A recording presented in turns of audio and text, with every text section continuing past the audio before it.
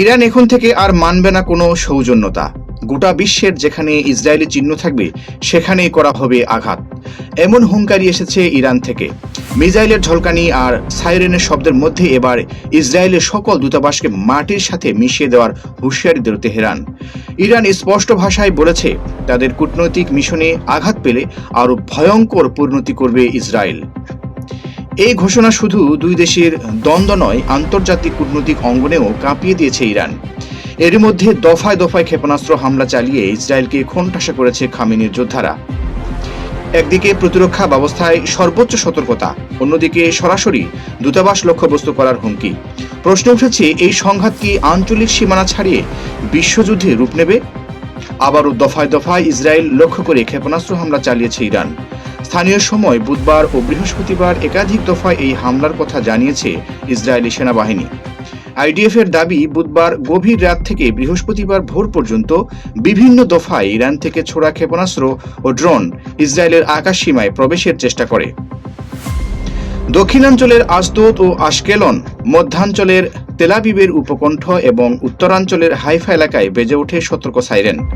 ইসরায়েলের শক্তিশালী আকাশ প্রতিরক্ষা ব্যবস্থা আয়রন ডোমকে ফাঁকি দিয়ে স্থলভাগে আঘাত হানতে সক্ষম হয়েছে অধিকাংশ ক্ষেপণাস্ত্র।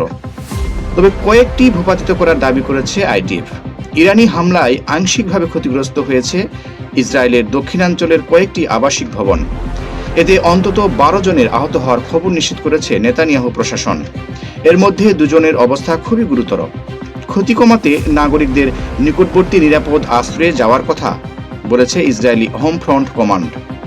এদিকে উত্তেজনার কেন্দ্রবিন্দুতে রয়েছে লেবাননের বৈরুতে অবস্থিত ইরানি কূটনৈতিক মিশন। ইরান স্পষ্ট করে জানিয়ে দিয়েছে, সেখানে ইসরায়েল কোনো ধরনের হামলা চালালে তার চরম প্রতিশোধ নেওয়া হবে। ইরানি সশস্ত্র বাহিনীর সিনিয়র মুখপাত্র ব্রিগেডিয়ার জেনারেল আবুল ফজল শেখারজি এক কড়া বার্তায় বলেন, যদি ইরানের কূটনৈতিক স্থাপনায় আঘাত আসে তবে বিশ্বের যে কোনো প্রান্তে থাকা ইসরায়েলি দূতাবাসগুলোকে বৈধ লক্ষ্যবস্তু হিসেবে বিবেচনা করা হবে। বিশ্লেষকরা বলছেন, ইসরায়েলি দূতাবাস গুড়িয়ে দেওয়ার সরাসরি হুঁশিয়ারি পরিস্থিতিকে বৈশ্বিক মাত্রায় ছড়িয়ে দিতে পারে, কারণ বিশ্বের বিভিন্ন দেশে অবস্থিত ইসরায়েলি কূটনৈতিক মিশন এখন সম্ভাব্য নিরাপত্তা ঝুঁকিতে রয়েছে।